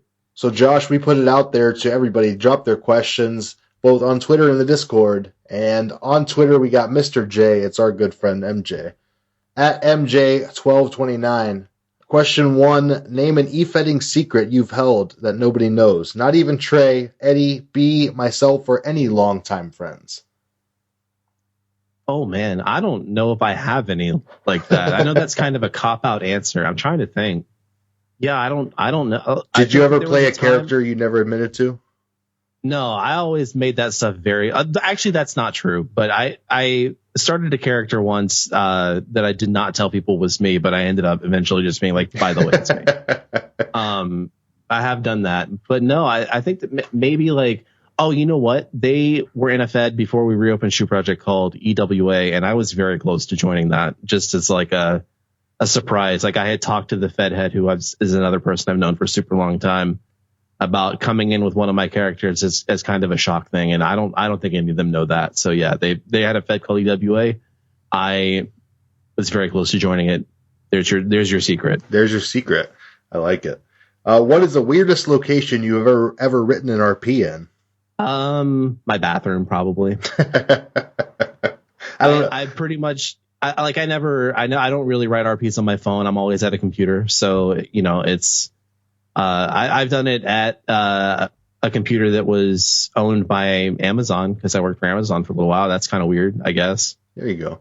As a e-fedder during COVID, I'm going to say bathroom is not that weird. Yeah, no, you're probably right about that. Question 3. Uh-oh. He's trying to get us into a war, I think. Do you say GIF or GIF? I say GIF. Oh, I'm a GIF guy. That's why. I'm sorry. I apologize to you as well. Number 4, do you remember the cage? God, I fucking hated that guy. Yeah, I remember the cage. There was this guy, and I mentioned a Fed earlier called CEWF, where the guy that I was like in a feud with for like one of the mid-tier titles or whatever he was friends with the Fed head. And, the tale, it was a very classic tale. Friends with the Fed head. I felt like I fucking thrashed that dude in that match. And like the people who were talking to me and, were like, you definitely thrashed that guy in that match. And then I lost the match and I was so pissed. And one of the lines that guy used in an RP later on, because he ended up joining the Shoe Project, and we ended up having a rematch, and I ended up winning. But that was like in the RP days, and I abstained from the judgment, just so we're clear. But one of the lines he used in the RP and the rematch was "Remember the cage," because it was a cage match that I lost. Like that was supposed to be like a big, like the big gotcha moment or whatever. So that's MJ's throwback. Nice. Yeah, fuck that guy. From Meg, what do you think of Shoot Pop Pop becoming so popular? I don't have quite as corrosive an opinion towards it as others do. And part of that is because like it's good. It's just good marketing. Like you know, it's one of those things that, yeah, it's a little silly. And I know that the pop pop thing is from Community and that one character or whatever. But like, I can understand why some people might think it's a little silly. But for me, I look at it as an opportunity to like, you know, have a little bit of a viral moment, and it worked out. Exactly. Like, yeah, that's the way I look at it too. It's just a little fun thing we were doing, and Brian likes to shout.com after everything, and we got to shoot, and he just said pop pop. Yep. And it just became a thing. Great. Yeah. Who would you like to see come to Shoot Project? This is a cheesy answer, but anyone who wants to try something different in Efeding. Like, I don't really, as much as I hate to say this, I don't do a lot of reading and taking in of other Efeds right now. I just don't have the time for it. But so I can't say like, oh, I want X person to come in, or, you know, Y person from Defiance to come in, or you know, anything like that. But like, I think what we do here is really unique. And I think it's an interesting take on Efeding. So if you're a person who is interested in maybe trying something a little different, then like that's who I want in the Shoot Project. People who are into the idea of something different. Yeah, just like giving something different. Like it's one of those things where like it is a little weird when you first get started, but once you're there, you're family. It's like Olive Garden. Exactly. Just without the breadsticks. Oh man, no breadsticks. All right. I know, I'm sorry. Up next is Joe. It's Cat Pasadena. He's fired. Question 1. What prompted the creation of Spitter? So we had a thing on the old forums that was called like breaking news, and that kind of evolved into Twitter on the forums. And then we also like had, and you'll see like, you know, there are a few of us old people who have, you know, Twitters for our characters and things like that. Yeah. So it's really just a combination of all those things, and realizing that like you can accomplish a lot with Discord just because it's just such a live setting. The funny thing is that when we originally brought Shoot back and I had the Spitter channel, people didn't really use it, and it was archived on Discord for a long time. And I don't know what caused it to kind of take off, but I'm really glad that it did, because I think it's a super interesting way to like get to know your own character. So basically, to kind of answer the question, the Twitter prompted the creation of Spitter because I wanted a safe place for people to like explore characters in an in-character way, and you know, not necessarily have to commit to writing like character development promos and that kind of thing. Yeah, and it's a nice controlled environment. Yeah. Question 2, book Breedlove's retirement match. It's definitely against Ben Bronson, and he would definitely lose. Going out on your back. That's the way to do it. Yep. Well, and it's like most like Breedlove and me as an actual person, I hate the Ben Bronson character. And Breedlove hates him as a person as well. And so like it would definitely have to be against Ben Bronson. There's nobody else. Question 3, what's the most memorable moment in the long history of Shoot? Man, that's tough, because there are a lot of really cool things. Like in 2003, I was in college, and Eddie and I were actually rooming together, and we were working on the pay-per-view Under Siege, and we were like jamming out to, you know, like hip hop or whatever in our dorm room. And I just remember like getting, you know, when you get into that zone when you're working on something or you're doing something, and it's just like everything starts to like come together and hits or whatever, that we had one of those moments like that that night. But like, that's not like an in-shoot project moment. As far as in-shoot project moments go, it always is when somebody who like has been trying really hard wins something really big. I don't want to like isolate a particular instance or person or whatever, but we've had a lot of people come and go who worked really hard, didn't win a world title, and eventually like either came back or took a time off and then came back and won it. And it was like a really big deal. Apart from that, like being able to have us all come together on Discord and like do this thing in such a weird way, that's also like one of the greatest moments in the shoot project history. Really cool. And finally from Joe, pop. Okay. Yeah, no, I got right. Sure. Yeah. All right. Rossi Orton is up next, our good friend Ross. What do you like the most about Fire Pro? I like how expansive it is. And that's also because of the fact that like you can get on the Steam Workshop and like download parts and new moves and like all that stuff. It gives you so much freedom in the creation aspect of it, and also in like the tweaking your wrestlers and things like that through they have like a really, significant logic system that you really need to like learn in order to be good at. And I also like that it takes away the stress and pressure of match writing. Yeah, for sure. In that aspect, it's a huge time saver for you. Even though it takes hours to record, really all you're doing is hitting record and walking away. Right. Yeah. And like I said, max 2 hours to record. And while I'm doing that, I can do all kinds of other stuff. Yeah. So what do you like least about Fire Pro?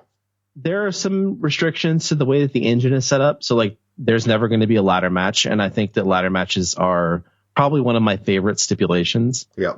So like some of the limitations like that are based on the game engine. There are some things even like they have a mod pack that expands the functionality of things pretty well. But even that, like I would like to be able to decide, if I am picking a winner or whatever, I would like to be able to determine how long a match actually goes versus like sometimes we get these weird marathon matches, which are great. Like it's a super fun thing to like watch and be like, I don't even know what's going to happen here. But there are times when I would like to be like, I want this match to go 35 minutes and, be done around that time. And I don't have that kind of control. And how did you come up with the design for the shoot logo, Pop? So we've always had kind of like a Greek helmet sort of style. And as I've gotten older, my design style and design language has kind of trended more minimally. And so I thought like, well, we can still retain the Greek helmet type thing, but if I want to make it minimal and like, I wanted to be able to put it on t-shirts and stuff like that and have it look good. If I wanted to do that, then it's going to have to, be, bold lines, pretty simple, minimal text, that kind of thing. Like if you go back and look at the history of Shoe Project logos and banners and stuff like that, there's some crazy shit out there, but this is like a very refined, I wanted something refined and professional because what we're presenting the website as is more like a news site and like more like a way to aggregate all of the stuff about the Shoe Project in one, as opposed to like it being, a wrestling page or whatever. That makes sense. We got MDG up next. It's Warren. I'm in an Efed that uses 2K18 to sim the matches. It reminds me of the old TNM days, just more visual. There are some advantages, specifically getting a show instead of reading the cards. However, the biggest disadvantage is the lack of cohesive storyline because you never know what the sim will do. Do you see this ever changing, and if so, how? I would say that I think I've pretty much already changed that. Like, when you look at one of our shows, you see storylines carry on throughout. Like, the matches are, I don't want to say the matches are kind of an afterthought, but they can be. And also, like, I have enough control over the matches to determine winners if I need to.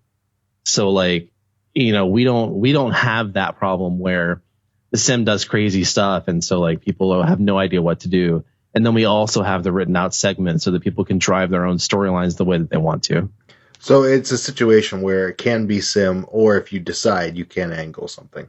Yep. So you have a lot of more freedom there than maybe the sim fed that he's in. It's possible, yeah. I don't know what kind of tools they have for 2K18, but Fire Pro is they have a very a very advanced mod community that kind of does all this other extra stuff that kind of helps people like me. There you go. Barack wants to know, how and why do you let MJ stick around since he hates good sandwiches? I think I mentioned earlier, I've known MJ since like we were kids, pretty much. So like I've always got love in my heart for that guy. I don't know what his deal is with sandwiches, but Barack and MJ have a feud over Primanti Brothers sandwiches that goes Discord to Discord. I see. Well, I would just say that I don't know what Primanti Brothers sandwiches are because I live in the South, and I assume that that's like it's Pennsylvania, Pittsburgh thing. Yeah. Yeah, I assume it's one of those things. But yeah, the MJ stays around because I love him. His next question is, are you racist against other Pittsburghers as well? So he's obviously feels that MJ from the west side of Pennsylvania is not in line with the east side of Pennsylvania. I've never met a Pittsburgher that I didn't like, so that's going to be my answer to that question. There you go. Fair enough. Barack also asks, many people have said that they would join Shoot Project if MJ left because of his hatred of French fries on top of sandwiches. Would you be willing to job all of MJ's character in a loser leaves town matches to satisfy this rabid fan base? Yes. There you go, Brock. You can finally join and get in. All right. My name is Strasmadamus. Forgive me for not knowing more about this newfangled Fire Pro system I'm just now discovering, but what all factors into these simulated matches? Do characters have stats, or is it all just random? Is there any measure of control over the sims for the purpose of storyline, or do people just work off of how it plays out? We've kind of mentioned the second part, but the first part, are there stats? Are there advantages the wrestlers go into matches with? Yeah, so there is a very advanced logic system that goes into each wrestler. They have stats, but the stats don't work in the way that most people think about traditionally with wrestling games. They're really just kind of additive, and they're not how you determine what kind of wrestler your dude is. They have different types of. I guess they're archetypes, and there are archetypes on top of archetypes, and it's pretty complex once you first start getting to know it. But once you kind of get into it, it's not too bad. It's really logic based, and so you have pretty much all the control over the logic of your character if you're one of the people who has the game and is supplying your own. It's a little different if one of the creators is making it for you, but they're always willing to work with you on that kind of stuff as well. If you feel like your guy is, going for his finisher too much, that's something that is controllable. Wow. To give an example. Very detailed. It's very interesting. Yeah. I've played Fire Pro. I've downloaded it for my console, but I've never played the CPU version. I've never gotten that level of detail on the mods and such. Up next is Trey. Tell me about the history of how you and B went from handlers that didn't care for one another to Fed heads that are the bestest of friends, and how did the SWA factor in? So I talked about this a little bit earlier on. B and I tried to poach B from whichever Efed he was in, and he wasn't really into it, and he tried to poach me, and I was like, I'll give it a shot because I had more time, and I wasn't super tied down to the place that I was in. And that Fed ended up being a place called the SWA, which was run by our good friend, Rob Belote, who, and also person that was there, MJ. That's where I met MJ. And, I worked there for a while and did the thing there. And eventually, we go through the history that I mentioned before, where it's I go from Fed to Fed to Fed, and then finally I end up in the Shoot Project. And B and I have been friends for, we kind of kindled, I wouldn't say rekindled, but we actually kindled our friendship a couple of years before that. And we just kind of went from there. Nice. And he asked about how Shoot came about. We kind of touched on that earlier, but he finally asks, how fun is it that Trey has been in the background of all of those stories, like a roach that refuses to die? So the funny thing about Trey is that I've known Trey since I was 11 years old. And to give context, I'm 36 now.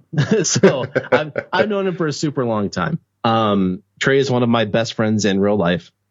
I moved to the city, which is, was in Kentucky, and he was one of the first people that kind of became friends with me. And so I'm happy to have him as the, in the background of the story, like a cockroach or whatever, who just won't die. I'm good with that. Good deal. I'm going to interfere with the questions that were on Discord because I got one DM to me from E_Chlortho. I would like to ask Josh the following. Worst character and gimmick you encountered when you were running, and the worst you've seen as a Fed head. Oh, man.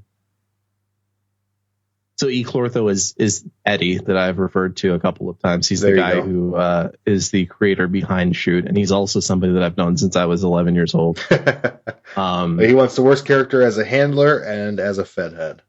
Worst character as a handler is probably there was this kid in the early Shoot project, and honestly, this is the worst character as a handler and as a Fed head.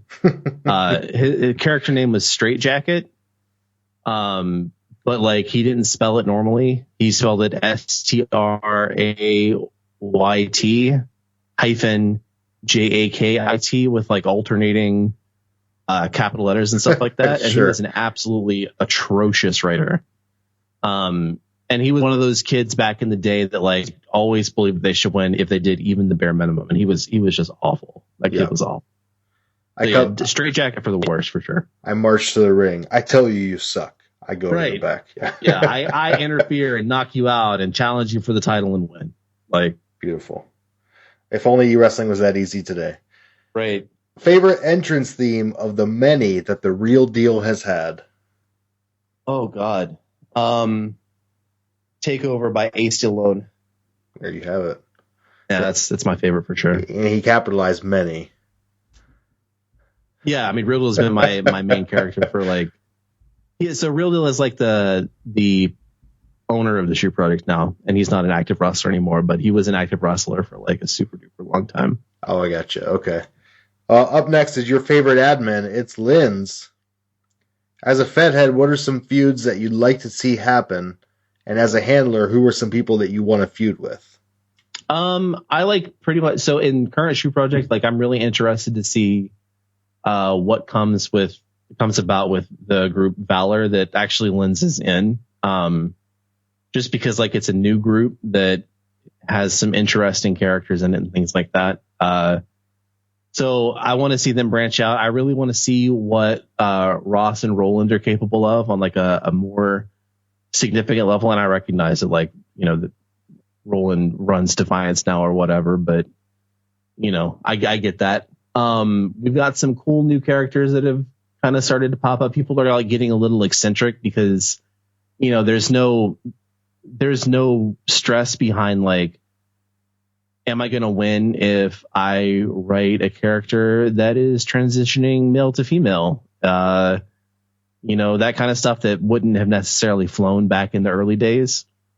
And you're able to do anything you want. You can explore your character, have fun, and write what you want to write, and not worry about wins and losses. Really. Yep, exactly. And then the answer to the other question is, as a Fed head, I'm pretty much anybody who is not or has not been around me for a super long time. I really want to see what you can do. That's going to be your Lynn's, your Joe, your Roland, your Ross. There's a guy in our Discord named Ian or NC17. I really want to see what Ben can do if he gets out of his own head and actually puts it together I know he can. People like that, people who are newer to us. I really like seeing how new writers approach the Shoot Project, especially with all the history and the time and that kind of thing. Well, who is your favorite to read on Spitter? Goodness, favorite to read on. So it's probably right now. It's probably Chadwick Kyle, the Chadster. It's just an absolutely terrible character. I love it so much. If you could book Ben Bronson and Chadwick Kyle versus a hungry tiger in a steel cage, who would you want the tiger to eat first and why?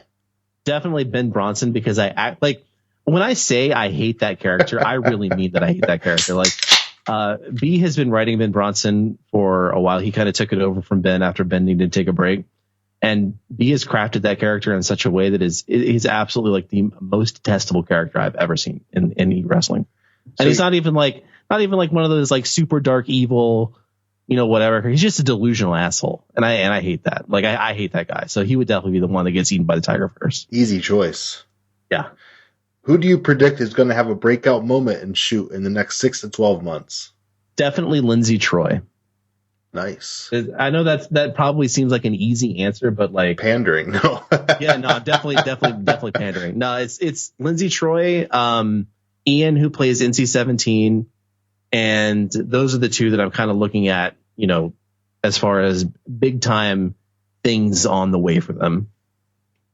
Comment on the tag team stable landscape as it stands now. What do you like and what can be improved? I love that we have so many groups.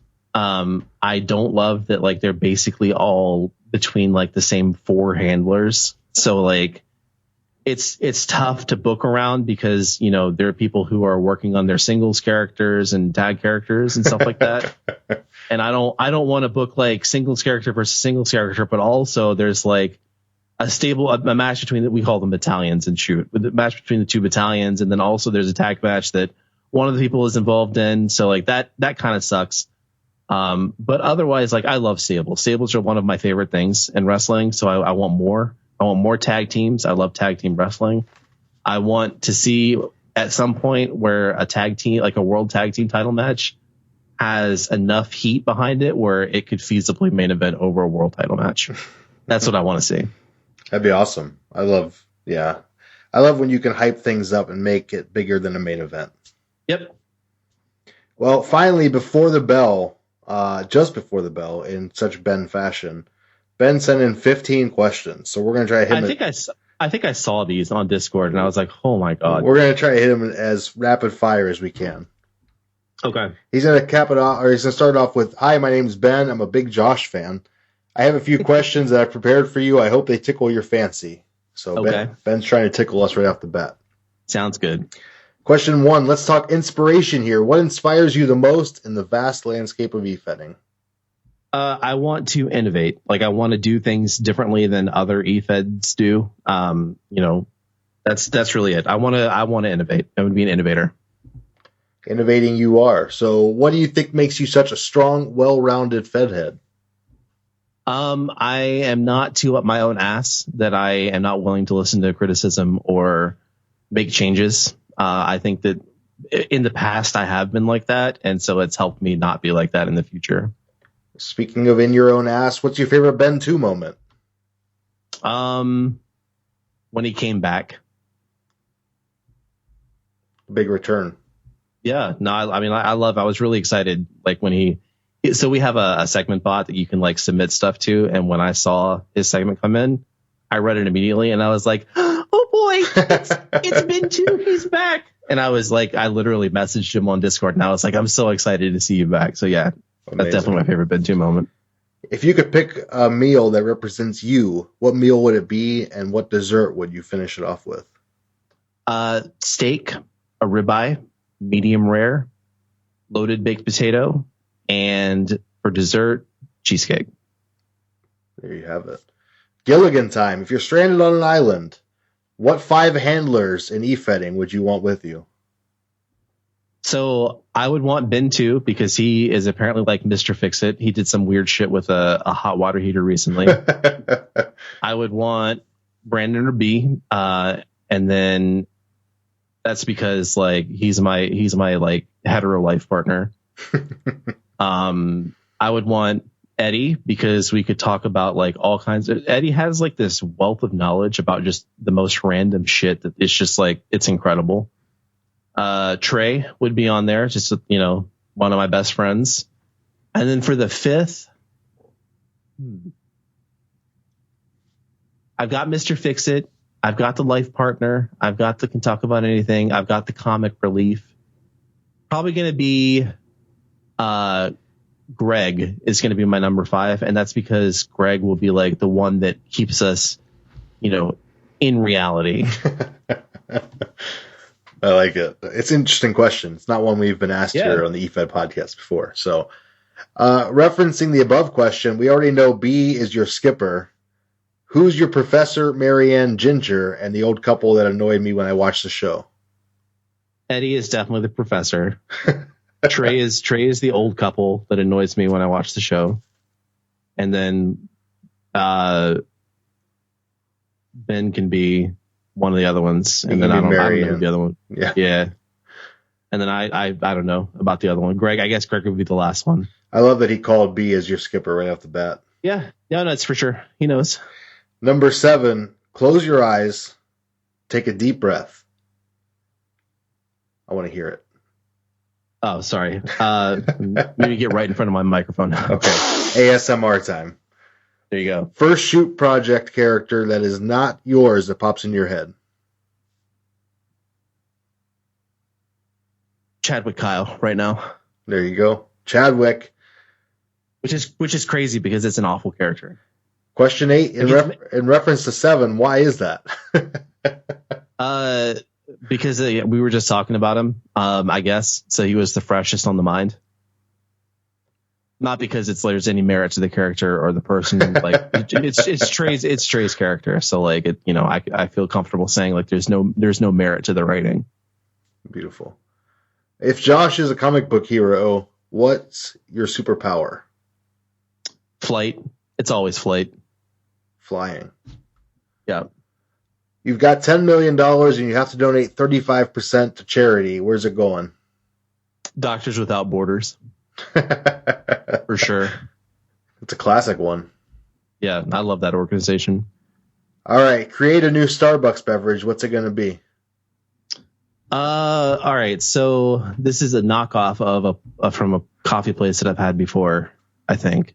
It's going to be a latte, and it's going to have white chocolate syrup. So it'll be like, we'll call it a grande latte with 2 pumps of white chocolate syrup and 4 pumps of raspberry syrup. So like a white chocolate raspberry latte. I'll give it a shot. I'm a frappe guy myself. I got you. Question 12. The cruel world has put you in a position to have to give up one of your 2 dogs. Which one do you give up and why? I'd give up myself before I gave up one of my 2 dogs. Good answer. I was going to say, how do you pick? Oh, you don't. There's just no answer that works besides giving up yourself. Even the dog you dislike a little bit more, you don't want to give it up. Yeah. No, I would like it. I love both of my dogs incredibly a lot. So it would be, there's no question. Have you ever thought about running for political office? I mean, I did when I was a kid, I don't think I have the desire to do it now that I'm an adult and see how the world actually works. It's just not for me anymore. I just want to live my life and then, die peacefully later on without having too much stress. What's the most useful yet irrelevant talent you have? I am double jointed in a couple of my fingers. Saves you from getting hurt, but it doesn't really help you very much. Pretty much, yeah. There you have it. I like you came up with one, though. That's a tough one. I had to think about that for a second, yeah. 15. Let's say you have a sense of murderous rage due to an annoying amount of questions. How would you murder me for asking all these questions? Be creative. Oh, man. Well, first of all, I wouldn't be anywhere near a murder. Like I would have no knowledge of what's happening and when. I would have an except alibi. For the fact, right? I would have an alibi. I would coordinate it and I would pay somebody, but the details and things like that, I would not be privy to, just for reasons of plausible deniability. Smart man. And I would do it in a way that you would never ever be found. That's the only condition that I would have. You'd love to see it. Sorry, Ben. Yep. Yeah, I mean, you'd be gone. You're gone. Ben says, thanks for your time, and I hope you sound manly and filled with testicular harmony. Okay. I can, yeah, sure. Well, Josh, that's what we got for you today, buddy. This was a lot of fun.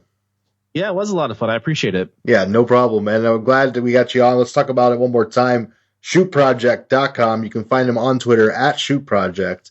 And jump on their website, jump in the Discord if you want to see what the Fed's really all about. That's the best place to do it. You can check out their community. A lot of great folks in there, and jump on Spitter and see what they're talking about.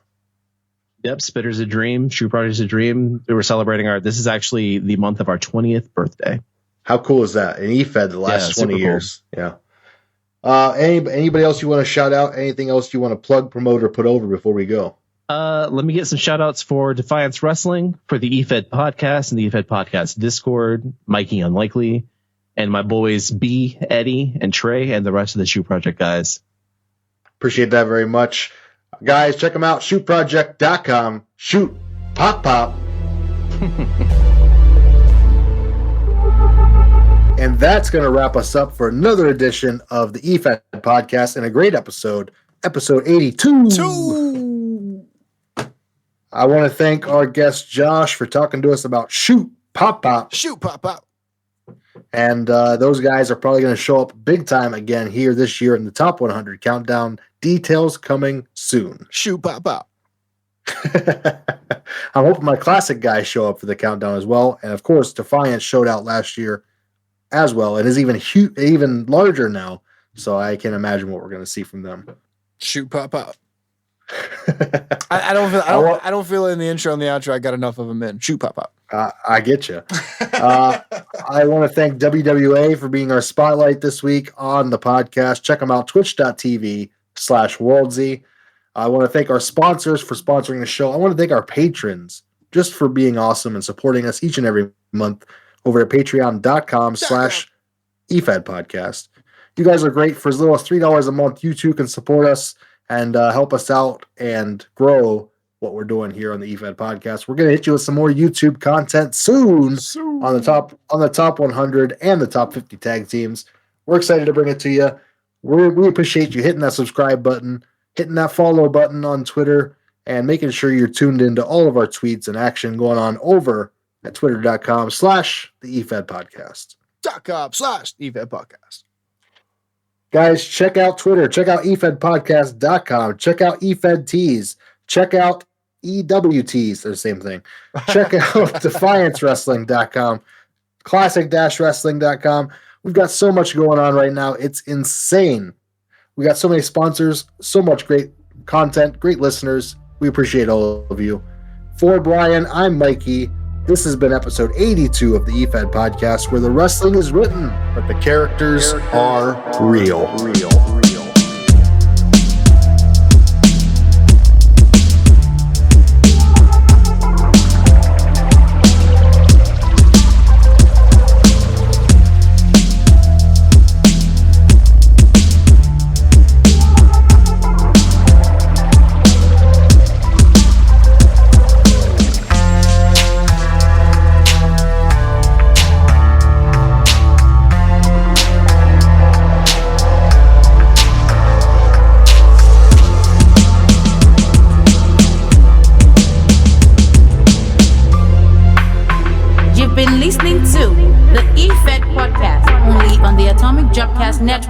Presented commercial free on Shoot Pop Pop.